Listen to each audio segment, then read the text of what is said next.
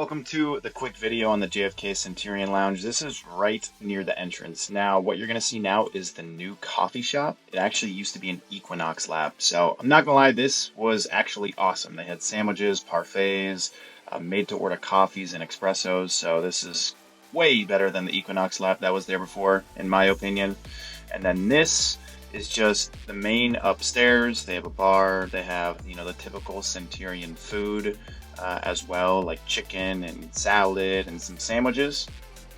A little bit tight spaces up here. There's also showers behind the bar, so if you're looking to shower before or after a flight, the Centurion Lounge does have showers available. Then on the other side is the office and just some more seating, and then we'll proceed downstairs, which is where the Speakeasy is, along with some more seating, some more food, coffee, and typical items that you would get just like you would get upstairs.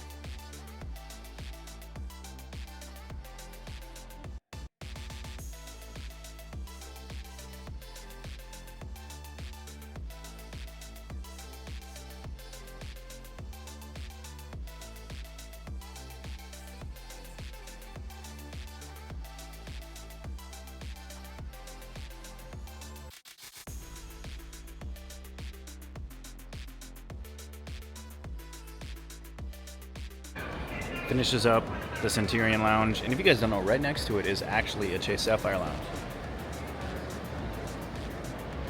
And the Chase Sapphire Lounges are fire, and if you have the Chase Sapphire Preferred, which is my favorite travel card for anyone to get, then you actually get one access pass to any of the Chase Lounges one time per year.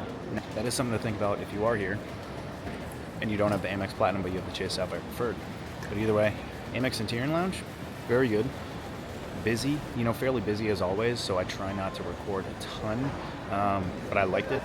I liked the Speakeasy. The Speakeasy was the least busy of it all, but now we have to make our way back to Terminal 4 and go through security again.